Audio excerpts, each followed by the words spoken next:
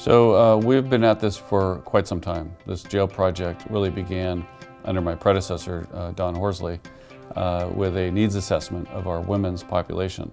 Our system has been overcrowded and undersized for quite some time. During the course of the 1990s, we lost 380 beds as a result of budget cuts or facilities being outdated and obsolete.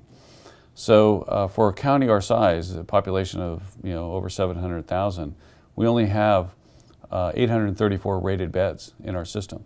And compare that to our neighbor to the north, San Francisco, which has a similar population. They have 3 times the number of rated beds. We work very collaboratively and closely with the city of Redwood City to site this facility. We looked up and down our county to find an appropriate site. We got great cooperation from the city to find the site that we have out on Maple Street. There is no more shovel-ready project in the state of California than my jail project. We are in a position to deliver a project on time, under budget, and opening the doors in July of 2015.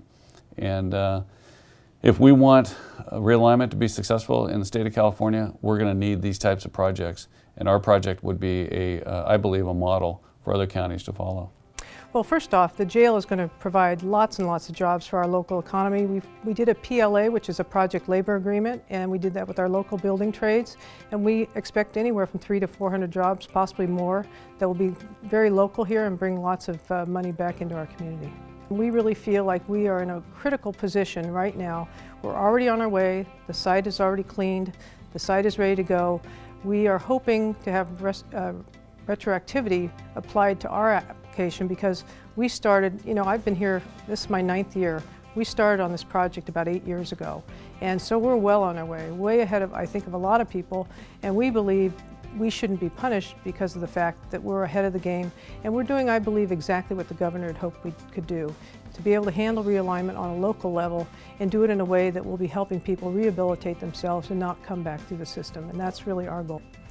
If we were to be awarded $80 million, we would definitely leverage those dollars on our local dollars. We know that at the end of the day, these will be one-time funds, but what this facility will do for the community is priceless, and we need to do that. We need to make sure we do things better than we did in the past, do it differently than we've done in the past, and show that we really can do it better than the state has done it. Well, clearly $165 million is well beyond the financial means of the county in terms of just cash sitting in the bank to provide those funds. If when we started this process 5 or 6 years ago, if somebody had said then, this site is available, I would have said this is the best possible site in the county. So it took us a long time to get back to the site, but once we did, I think it's a great location. HOK has been designing jails for over 50 years. We've been, we're a national firm that have been doing work throughout the country, but in the state of California, we've been here for about 40 years, doing more than 45 different justice facilities up and down California. In the last 9 months working on the project, we've had this great relationship. It's really an integrated team working with the JPU, the Sheriff's Group, working with different users, the community to actually start to design the different elements we want. We're looking to make sure that we get all the program elements just right, making sure the building fits on the site correctly, getting everything to be very efficient, to ultimately be a place that actually will be a healing place, helping people go out into the community, and a great place for the staff to work. We have just finished up the design development phase, so we've got a lot of all the elements drawn now and approved by the groups that are working with the project. We know where everything's going to go now in the plans. We're going into construction documents, the next phase, where we'll start to actually detail everything so that we can actually have the builders build the project. That's going to be going on for another few months. So we've just finished a process now of getting everything right and now into construction documents to start to actually construct. As soon as we can, we get that finished. So one of the things in our correctional system that this new replacement facility will be able to enhance and add for us is we'll be able to depopulate McGuire Correctional Facility here. Everything that we're going to stand up in the Maple Street complex in the women's facility will be embedded in the new facility, but a component of that first phase will be to depopulate the McGuire Correctional Facility. The benefits of that is we're going to be out more space now to do programming. We'll have a relief. We won't have that constant issue with maintenance programs of running a facility that was over capacity. It really wasn't built for what it was intended. So as this process embarked on educating the public and informing the public of our process, the different sites. We had a whole process where we looked at a variety of 19 different sites. We had several outreach meetings and workshops, public with the community, and reached out to the different businesses and community members. And it was a very thoughtful, deliberate, inclusive process for us to be able to come to our ultimate selection of being on the new Maple Street replacement facility site. Got involved with JPAC, and we originally did a lot of outreach because that was one of my major concerns as a community representative, to do more outreach to neighboring communities, and that was one of the things that, as a member of JPAC, I felt was really important. The new site is located on Maple Street, right across from the Redwood City Police Department. The reason it's at that location now is because when we decided, we first wanted to put it here at the county center, but we got a little bit of pushback from the city of Redwood City because they were expanding their downtown and they didn't think that was actually a good match. So we sat down with the city council members in Redwood City and we worked very hard to come up with the site, and they actually helped us to get that site and to talk to the owners of that site so that we could actually acquire it.